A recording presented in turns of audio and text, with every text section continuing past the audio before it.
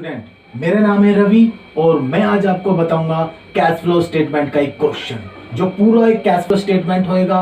आपका operating activity, investing activity and financial activity पूरा एक क्वेश्चन है जिसमें हम पूरा फाइनल कैश फाइंड करेंगे।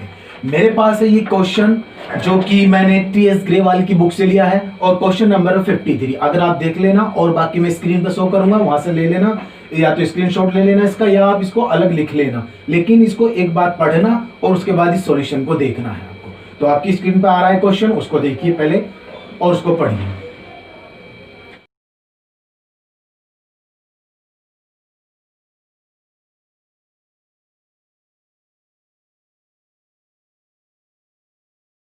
आई होप आपने क्वेश्चन पढ़ा हो, उसको लिख लिया हो या शॉर्ट स्क्रीन लिया हो, एक बार उसको पढ़ा हो।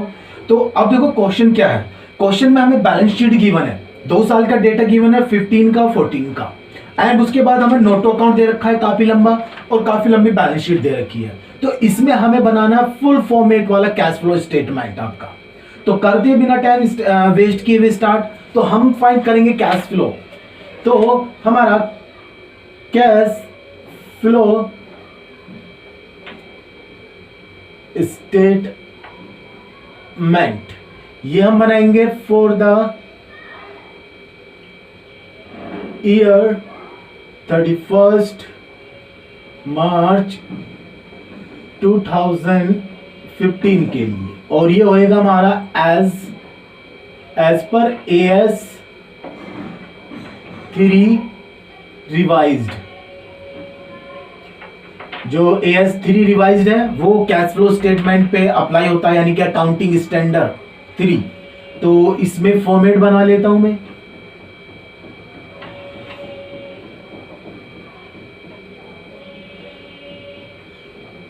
इसमें 2 कॉलम बनाऊंगा मैं, एक वर्किंग के लिए और एक आपका मैन आंसर के लिए, जो तीनों एक्टिविटी का आंसर मैन आंसर होएगा।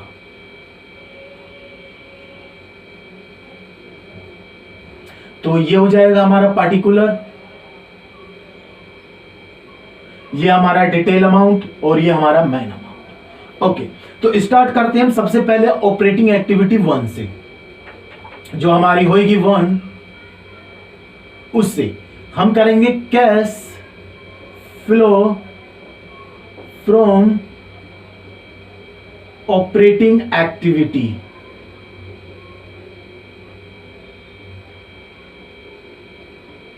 जो भी हमारी ऑपरेटिंग एक्टिविटी।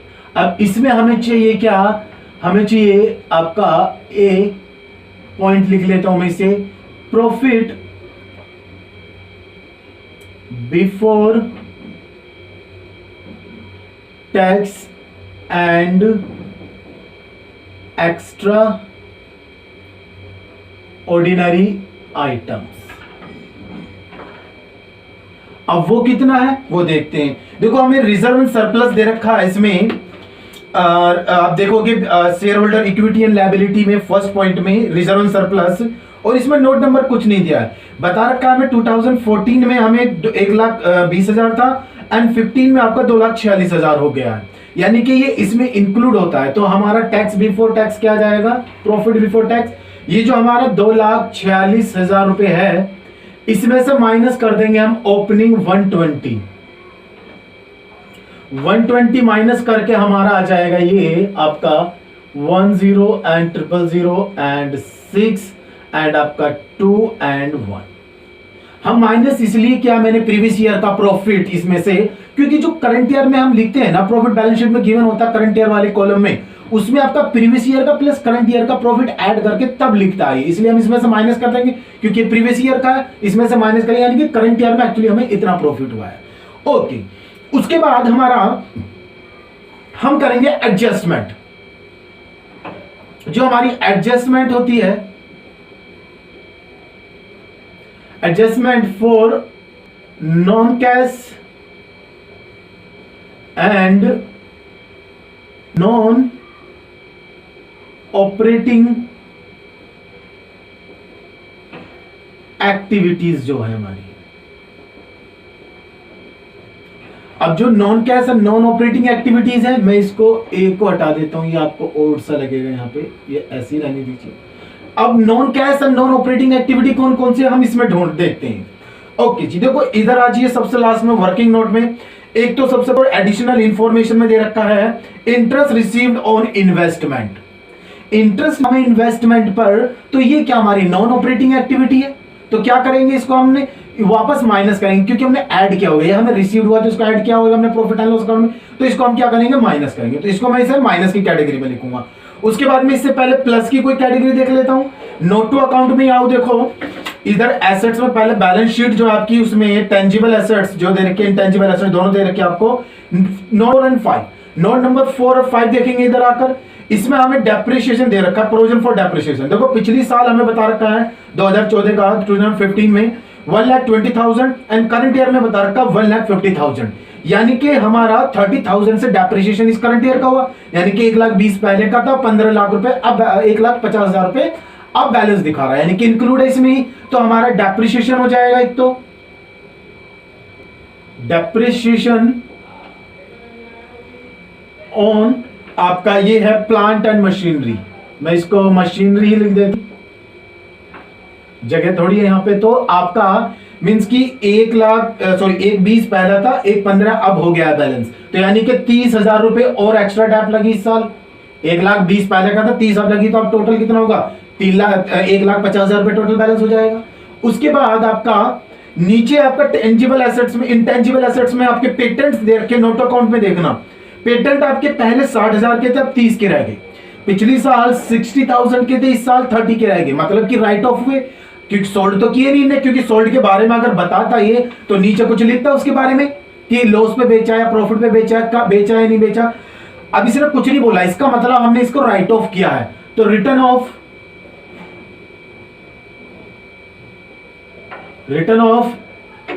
आपके ट्रेडमार्क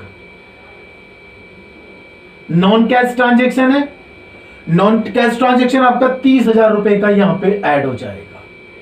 उसमें और ऐड करने वाली ट्रांजेक्शन कौन सी है आपकी, और आपका देखो नोट टू अकाउंट में आपका नोट नंबर 1 12% लोन है आपका, 15,000 1,50,000 का पहले भी था और 1,50,000 का अब भी है, लेकिन यहां पर रेट शो किया है आपको, तो रेट शो करने का मतलब इस पे इंटरेस्ट भी चार्ज करके देखो, क्योंकि इंटरेस्ट भी पे करा होगा हमने इसे, सिंपल सी बात है। 1,50,000 का पहले था, 1,00,000 का भी है, तो इसका मतलब जो 1,50,000 का ओपनिंग था उस पर कैसे हमने डिस्काउंट सॉरी इंटरेस्ट भी तो पे किया होगा, तो नॉन कैश ट्रांजेक्शन, देखो कैश ट्रांजेक्शन तो है लेकिन नॉन ऑपरेटिंग ट्रांजेक्शन है, तो ये हमने प्रॉफिट एंड लॉस अकाउंट में माइनस किया होगा, तो अब क्या करेंगे इसको वापस ऐड कर लेंगे, तो इसको हम वापस ऐड कर लेंगे, interest on long term borrowing, कितना परसेंट से इस पे निकाल देंगे 1,50,000 रुपए, तो ये हो जाएगा आपका 00 एंड 1260 की 0 एंड 6 कैरी एंड 12 1 12 और 6 आपके 18, यानी कि 18,000 रुपए आपका ये हो जाएगा। उसके बाद आपका इसमें एक हमारा ये प्रोविजन बिफोर टैक्स, ये कैलकुलेट हम इसको करेंगे, मैं इसको वर्किंग करनी पड़ेगी इसके लिए हमें, ये हमें प्रोविजंस वगैरह भी दे रखे हैं इसे, तो मैं इसे यहां से हटा देता हूं, मैं दोबारा इसको बताता हूं आपको, इसको मैं हटाता हूं इस अमाउंट को, क्योंकि इसमें हमें प्रोविजंस भी दिए हैं, तो प्रोविजंस दे रखे हैं, तो इसका हमें फिर वर्किंग कैलकुलेट करना पड़ेगा हमें, तो मैं प्रॉफिट बिफोर टैक्स यहां पे कैलकुलेट करके दिखाता हूं आपको। ये हमारा वर्किंग नोट हो जाएगा, मैं इसे दूंगा वर्किंग नोट, आपका वर्किंग नोट, इसको हम 1 दूंगा मैं, calculation of profit before tax and extra ordinary items, वहां पे मैंने एक गलती से लिख दिया था ये आपका अमाउंट, क्योंकि इसमें प्रोविजंस भी दे रखे हैं, टैक्स के लिए प्रोविजन दे रखा, प्रपोज डिविडेंड के लिए प्रोविजन दे रखा, तो हमें फुल फैच इसका पूरा कैलकुलेट करना होगा, तो इसको कर लेते हैं, तो ये आ जाएगा आपका प्रॉफिट, आपको स्टेटमेंट दे रखा है, आपको रिजर्व एंड सरप्लस, यहां पे आपको दे रखा है प्रॉफिट फॉर 4 आपका हो जाएगा 2015 का बैलेंस जो है ये आपका क्लोजिंग है।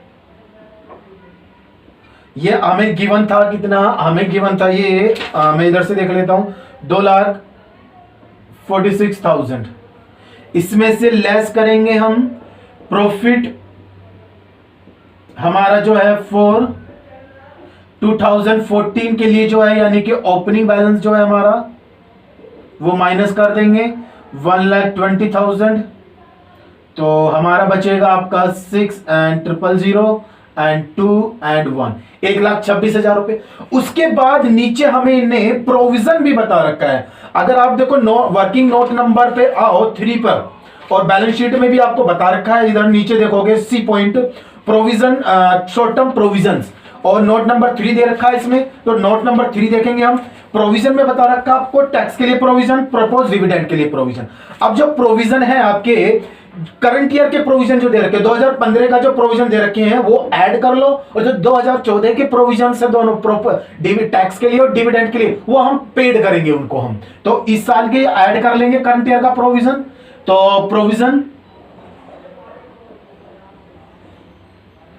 For tax, provision for tax हमारा जो करंट ईयर के लिए 60,000 रुपए वो मैं ऐड कर लूंगा वापस। एंड प्रोविजन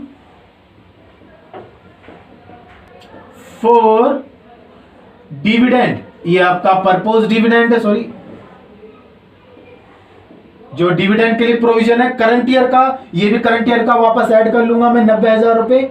और जो प्रीवियस ईयर के दे रखे 2014 के हमें 45,000 और 60,000, ये मैं इनको हम पे करेंगे, क्योंकि हम पिछली साल प्रोविजन करते हैं इस साल पे करने के लिए, और इस साल प्रोविजन करेंगे अगले साल पे करने के लिए। तो 2014 में जो हमने प्रोविजन किया टैक्स के लिए और डिविडेंड के लिए, किस साल के पे करने के लिए, 2015 में पे करने के लिए, तो 2015 में उन्हें पे करेंगे। और जो 2015 में हमने प्रोविजन किया 2016 में पे करेंगे, लेकिन 2015 में जो प्रोविजन किया उनको वापस ऐड कर लेंगे, हमें प्रॉफिट बिफोर टैक्स चाहिए। तो यहां पे हम इनको टोटल कर लेंगे। तो इसमें से माइनस करने का तो कोई रिजर्व वगैरह कोई और ट्रांसफर किया तो नहीं है, ओके ओके ओके नहीं।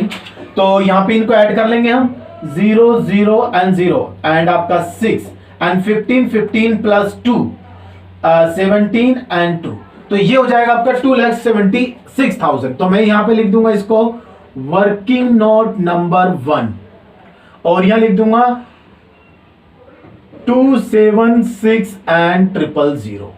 सही है, इसको आप करेक्शन कर लेना, यहां पे ये बिना उसके लिख दिया था मैंने। ओके आगे चलते हैं। तो ये हमारा हो गया आपका एडजस्टमेंट नॉन कैश के लिए।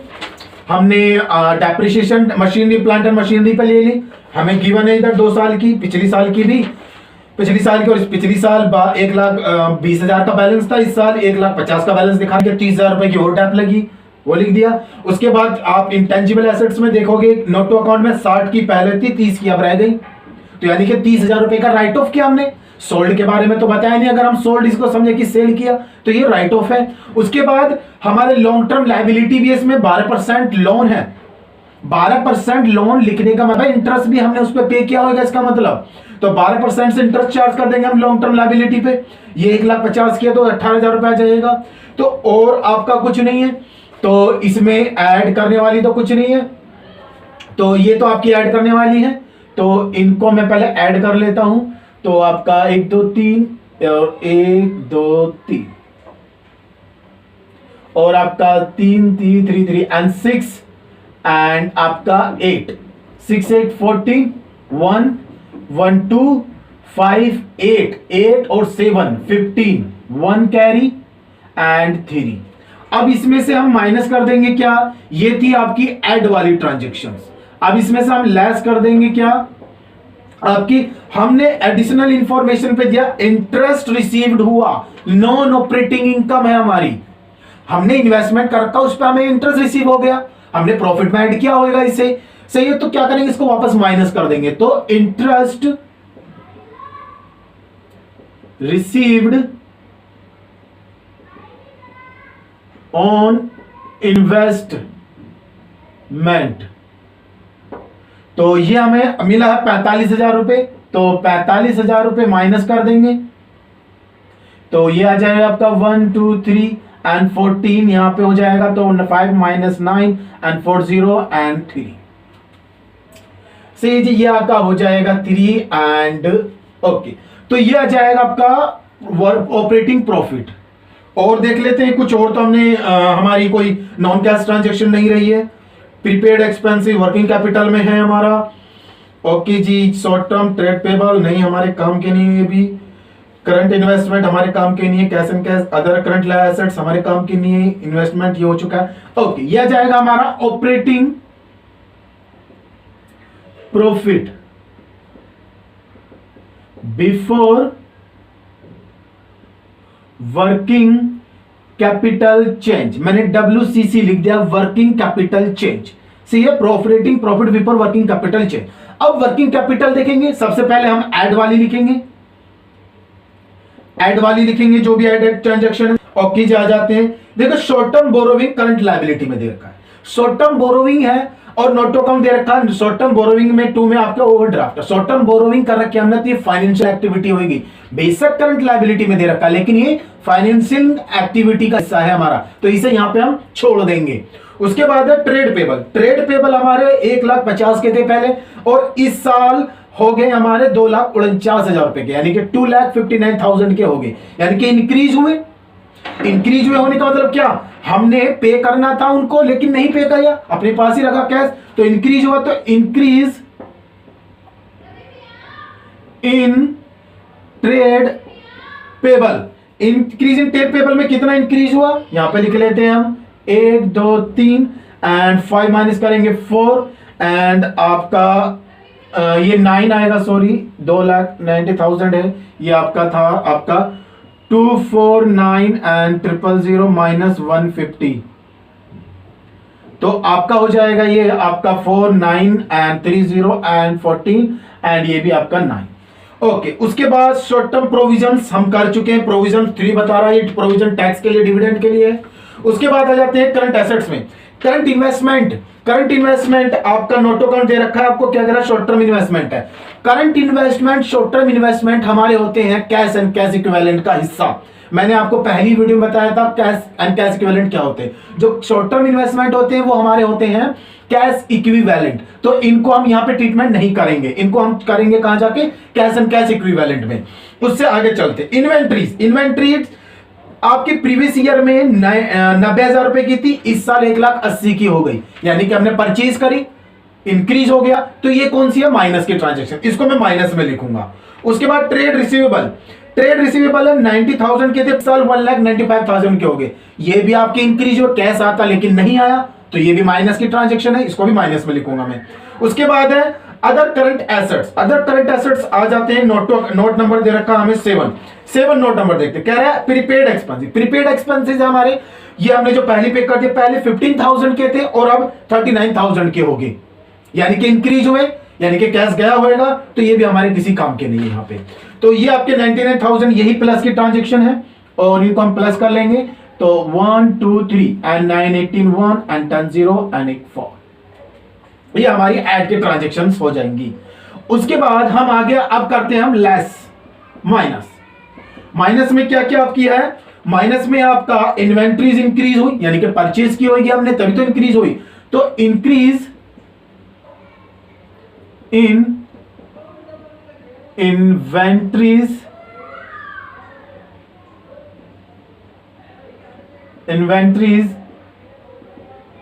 तो इन्वेंट्रीज में इंक्रीज हुआ, पहले 90 की थी अब 180 की हो गई है, तो 90,000 से इंक्रीज हुआ, माइनस की ट्रांजैक्शन है, सही है जी। उसके बाद आपका दूसरी ट्रांजैक्शन है आपकी ट्रेड रिसीवेबल। ट्रेड रिसीवेबल में भी इंक्रीज हुआ, तो इंक्रीज इन ट्रेड रिसीवेबल, ये इनमें भी इंक्रीज हुआ, तो ये भी लिखे कितने का इंक्रीज हुआ, इसमें इंक्रीज हुआ 1,05,000 का, ये थे आपके 195 के हो गए, बढ़कर कब से, आपके 90,000 से, तो 1,005 से बढ़े, ये भी माइनस कर लेंगे हम, से जी। और उसके बाद है हमारा अदर करंट एसेट्स, तो यानी कि ये भी हम माइनस कर लेंगे। अदर करंट एसेट्स में हमारी नोटों का दे रखा है क्या, एक्सरसाइज, तो प्रीपेड है हमारे, प्रीपेड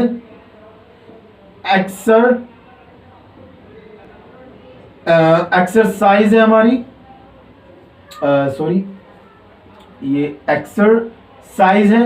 तो ये थे हमारे 15 के, अब हो गए 49 के। तो ये इंक्रीज हुए हमारे कितने के, 00 000 एंड 54 एंड 2, 24,000 रुपए से इंक्रीज हुए। तो ये माइनस की है, तो इन सबको हम माइनस कर लेंगे। इन सबको माइनस करने के लिए मैं थोड़ा इधर प्लस इधर कर लेता हूं टोटल इनका। ये आपके 90,000, ये आपके 000 आपकी 000 एंड 5 और ये 9 एंड 2 11 1 एंड 2, यानी कि 2,19,000 रुपए के बनते हैं। तो 4 लाख में से इन्हें माइनस कर देंगे। तो आपके यहां पे हो गया, ओके। तो 1 2 3 एंड 18 हो जाएंगे, -9, तो आपके 9 एंड यहाँ पे 9 8 एंड यहाँ पे 3, यहाँ पे 1। तो आपका हो जाएगा 189 आपका बचेगा ये निकल कर। तो ये हो जाएगा आपका cash generated from operation, cash generated from operation. ये हमारा आ गया कैश जनरेटेड फ्रॉम ऑपरेशन। अब इसके बाद क्या करेंगे, हम टैक्स पेमेंट कर देंगे हम। तो इसमें से लेस कर देंगे हम क्या, टैक्स पेड। टैक्स पेड कितना किया हमने, नोट टू अकाउंट में आ जाओ, और जो पिछली साल 2014 का प्रोविजन हमारे टैक्स का, उसको हम पेमेंट कर देंगे। यहाँ पे करंट ईयर का हमने ऐड कर दिया प्रोविजन, और जो पिछली साल का वो पेड कर देंगे, क्योंकि हमने पिछले साल प्रोविजन किस लिए किया, इस साल पे करने के लिए। तो इस साल पे कर देंगे। हमारा प्रोविजन है वो कितना, हमारा नोट टू अकाउंट में 2014 का टैक्स प्रोविजन है 45,000 रुपए। तो 45,000 रुपए पे कर देंगे। तो आपका बचेगा ये 1 2 3 0 एंड 4 एंड 4 एंड 1, यानी कि ये आपका बचेगा 1,44,000 रुपए। तो ये हो जाएगा आपका cash flow from operating activity, operating activity. तो इसको जो मैन एक्टिविटी में भी लिख देंगे हम, इधर मैन एक्टिविटी हमारी ये होगी। तो ये हमारा cash flow from operating activity हो गया, और ये मैन अमाउंट में भी लिख देंगे हम। इसके बाद हम स्टार्ट करेंगे cash flow from investing activity. तो मैं यहां से लिखता हूं, और ये हमारी एक्टिविटी नंबर 2 है। तो यहां से लिखेंगे हम cash flow from investing activity. Investing activity से जो हम कैश फाइंड करेंगे वो यहां पे लिखेंगे हम। ओके, इन्वेस्टिंग एक्टिविटी से कैश कौन कौन सा मिलेगा हम, मैं इसको फॉर्मेट को ऊपर यहां पे, तो एक कॉलम मेरा ये हो जाएगा और एक यहां से हो जाएगा। यहां से स्टार्ट करूंगा मैं ऑपरेटिंग का। ऑपरेटिंग एक्टिविटी में सॉरी इन्वेस्टिंग का। इन्वेस्टिंग में हम देखेंगे एसेट्स के और इन्वेस्टमेंट के बारे में। एसेट्स हमारी देखो यहां पे दे रखी है, और इसके लिए कह रहा है बैलेंस शीट में देखो आपकी टेंजिबल और इंटेंजिबल, आपकी टेंजिबल एसेट्स के बारे में नोट 4 कह रहा है। तो नोट नंबर 4 में देखेंगे हम। नोट नंबर 4 में आपकी डेप्रिसिएशन माइनस करने के बाद, तो आपको इधर नेट भी दे रखा है, इधर नेट, लेकिन हम देखेंगे इसकी डेप्रिसिएशन माइनस करने से पहले की ओरिजिनल कॉस्ट। ओरिजिनल इसकी क्या है, ओरिजिनल कॉस्ट थी इसकी 6 लाख रुपए पिछली साल, और इस साल है 5,20,000 रुपए, 40,000 सॉरी। तो यानी कि डिक्रीज हुआ, यानी कि डिक्रीज हुआ। पिछली साल 6 लाख की थी, इस साल 5,40,000 की बची, इसका मतलब डिक्रीज हुआ। इसका मतलब सोल्ड करी हमने, तो हमें मिला होगा। तो हमें सेल्स ऑफ फिक्स्ड, सॉरी इसको मैं नाम लिखूंगा, sales of plant and machinery.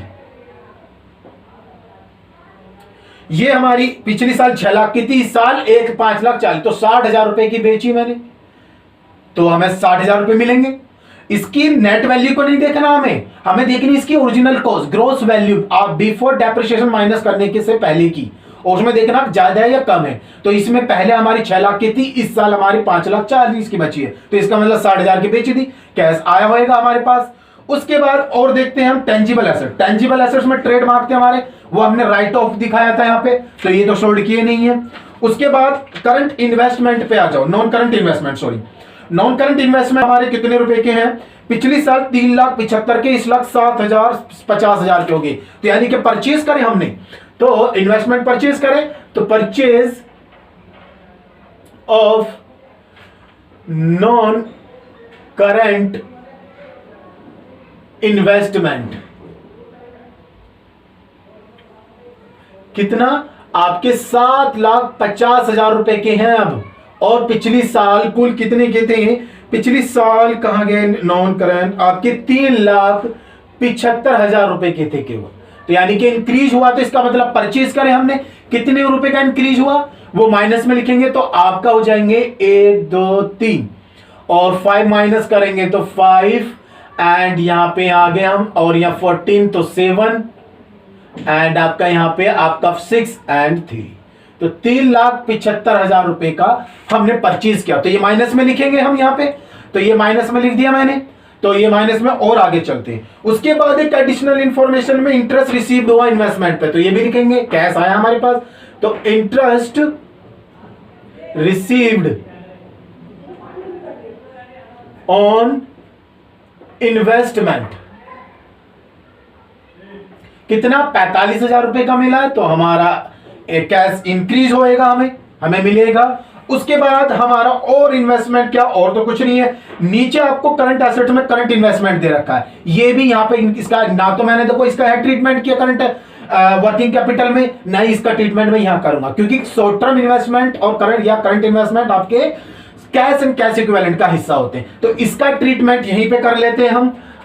यहां पे मैंने ओके, हाँ इसको यहीं पे कर लेते हैं हम, तो यहां पे आपका आ जाएगा, इसकी भी वर्किंग कर लेते हैं, मैं इसकी वर्किंग इधर कर लेता हूं, यानी कि 1,05,000 इसमें से ये 45,000 प्लस 60,000, 1,05,000 माइनस करने हैं, तो आपका बचेगा कितना, 0 0 एंड 0 एंड 0 एंड आपका 7 एंड आपका 2, तो आपका आ जाएगा इतना। और ये आएगा नेगेटिव में, क्योंकि नेगेटिव ज्यादा है तो इधर भी लिखेंगे मैन अमाउंट में भी, ये मेरा कॉलम बना दिया मैंने इसको ऐसे, तो 2,70,000 रुपए नेगेटिव इधर आ जाएगा, तो ये कहलाएगा आपका net cash used in investing activity. ये हमने कैश इसमें यूज करा, तो इसका मैन अमाउंट भी हो जाएगा, जैसे मैन इधर आया इसमें, आपका मैन इसमें आ जाएगा। उसके बाद थर्ड एक्टिविटी होती है हमारी कौन सी, cash flow from financing activity. जो फाइनेंशियल एक्टिविटीज हमें कैश मिलेगा उसको करेंगे, फाइनेंसिंग पा जाती है। सबसे पहले हम बात करते हैं शेयर कैपिटल की। शेयर कैपिटल हमारी कितनी, पहले 2014 में 6 लाख की थी और 2015 में 8,40,000 की होगी, यानी कि इंक्रीज हुई, हमने शेयर्स इशू करे होंगे तो कैश हम पे इनफ्लो होएगा। तो issue of share capital issue करी हमने कितने की, 6 लाख रुपए की पहले थी और अब दिखा रहा है 8,40,000 की, यानी कि 2,40,000 रुपए की हमने शेयर कैपिटल इशू करी, तो कैश आएगा हमारे पास। उसके बाद लॉन्ग टर्म बोरोइंग पर जाओ। लॉन्ग टर्म बोरोइंग क्या है हमारी, 15 लाख, 1,50,000 की पहले थी, 1,50,000 की अब है, तो ये हमारे काम के लिए लेकिन पे करा था मैंने, देखो यहां पे भी लिखा था, ये रहा 45 सॉरी ये कहा गया वो, ये रहा इंटरेस्ट लॉन्ग टर्म बोरोइंग पे, तो इसको हमने पे किया है, तो इसको हम माइनस में लिखेंगे, तो interest paid on borrowing. Borrowing पे इंटरेस्ट पे करा हमने 18,000 रुपए का, तो मैं इसको यहां लिखूंगा क्योंकि नोट टू अकाउंट 1 में ही 12% लोन के नाम से लिख रखा है इसने। रेट बताने का इसका मेन रीजन है कि इस पे इंटरेस्ट भी पे करा होगा, इसको भी आप कंसीडर करो। तो 18,000 रुपए का मैंने इस पे ये पे कर दिया, तो ये माइनस में जाएगा क्योंकि पे किया है। ओके जी, उसके बाद आगे चलते हैं, लोन तो लिया नहीं है। उसके बाद हमारी शॉर्ट टर्म बोरोइंग भी थी। शॉर्ट टर्म बोरोइंग मैंने देखो वर्किंग कैपिटल में यहां पे नहीं किया कुछ भी, क्योंकि वो फाइनेंशियल का हिस्सा है, तो यहां पे करूंगा मैं। तो यहां पे मैंने क्या किया है, वो नोट टू अकाउंट में आ जाते हैं इसके हम शॉर्ट टर्म बोरोइंग के। ये बैंक ओवरड्राफ्ट है, पहले 90,000 का था, 75 का रह गया, यानी कि डिक्रीज हुआ, इसका मतलब हमने पे किया होगा, डिक्रीज हुआ तो आपका रीपेमेंट लिखेंगे हम, रीपेमेंट ऑफ बैंक और ड्राफ्ट। कितने का पे करा, पहले 90 का था, अब 75 का रह गया, यानी कि पिछली साल 90,000 का था, अब 75 का रह गया, यानी कि कितने का पे कर दिया हमने, 15,000 रुपए का पे करा, तो माइनस में जाएगा कैश हमारा इसमें।